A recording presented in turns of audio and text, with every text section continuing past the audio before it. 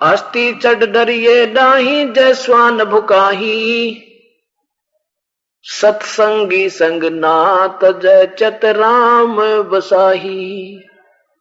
हाथी पर बैठने के बाद कुत्तों से मत डरना।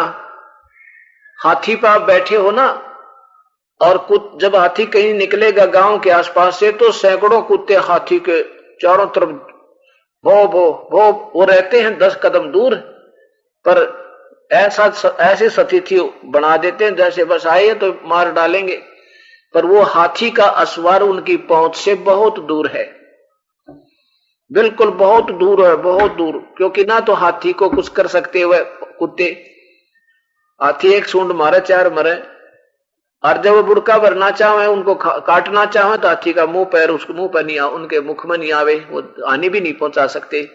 तो कहने का भाव यह है कि परमात्मा कबीर साहब की शरण में आने के बाद मानो आप हाथी पर बैठ चुके हो। और बाकी के लोग जो कह रहे हैं ना, थोड़ा न्यू हो जाएगा, तुमने ये क्यों कर दिया, बता क्यों छोड़ दिया वो गुरु पुराना है, वो कितने दिन तो जाया करते थे, कहते वो कुत्ते भौंक रहे हैं, उनसे डरना नहीं। आप इतने उनकी रेंज से बाहर हो गए, उनकी पहुंच से बाहर हो चुके हो। हाँ, जो आप पर डरता हाथी पर दपड़ गया और न डर देख के, वो तो पड़ते खाएंगे, फिर वो काट डालेंगे आपको। तो तुम डरते पड़ जाओ हो नीचे, उनके देख कर चारों तरफ होकर के वो आप पे गिर गए तो वह दूसरी बात है, नहीं तो तुम्हारे नजदीक कुछ नहीं आ सकता, आपको हानि नहीं पहुंचा सकते, गारंटीड बात है। दादू जी कहते हैं, केरी नाम कबीर का विषम काल गजरा जे। तुम तो देवताएं डरो, परमात्मा कहते हैं, ये जो भी उस परमात्मा की शरण में आए हैं संत, वो कहते हैं कि ये इनका जो काल 21 ब्रह्मांड का, ये भी निकटना हुआ कबीर साहब के पास। तो क्या बताते हैं दादू जी?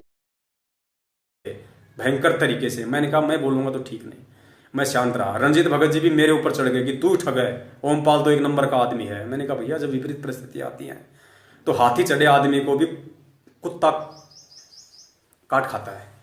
अगर जब इंसान का जब टाइम खराब आता है ना, तो हाथी बैठे हुए इंसान को भी किसी भी तरीके से कुत्ता काट लेता है। तो मैंने कहा कि पवनदास, तेरा वो समय चल रहा है, तू थोड़ा धैर्य रख। भयंकर तरीके से मैंने कहा मैं बोलूंगा तो ठीक नहीं, मैं शांत रहा। रंजीत भगत जी भी मेरे ऊपर चढ़ गए कि तू ठग है, ओमपाल तो 1 नंबर का आदमी है। मैंने कहा भैया, जब विपरीत परिस्थिति आती है तो हाथी चढ़े आदमी को भी कुत्ता काट खाता है। अगर जब इंसान का जब टाइम खराब आता है ना, तो हाथी बैठे हुए इंसान को भी किसी भी तरीके से कुत्ता काट लेता है। तो मैंने कहा कि पवनदास, तेरा वो समय चल रहा है, तू थोड़ा धैर्य रख। यहाँ बात है, परमात्मा कहते हैं जब आप हाथी पे बैठे हो तो फिर कुत्ते चाहे कितने भोगते रहो, हमें कोई फर्क नहीं पड़ना चाहिए। जी जी जी, क्योंकि वो नजदीक नहीं आ सकते, उनकी आदत होती है खाली वो दूर से भोगते हैं बस। जी।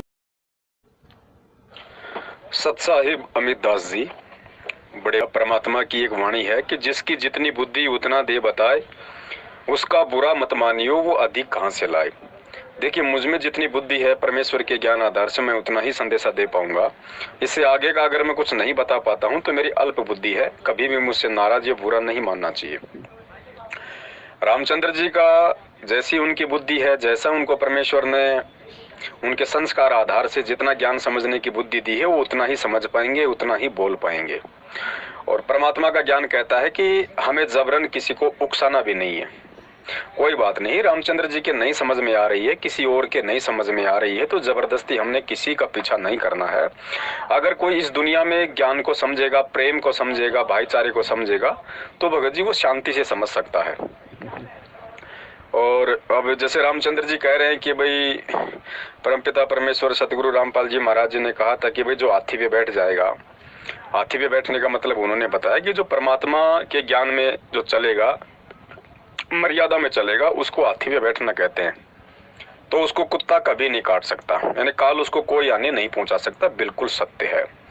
फिर रामचंद्र जी मेरे एक वीडियो की छोटी सी कटिंग का हवाला देते हैं कि देखो, पवन कह रहा है कि हाथी चढ़े आदमी को भी विपरीत परिस्थितियों में कुत्ता काट लेता है। देखो, गुरुजी की बात का खंडन कर रहा है।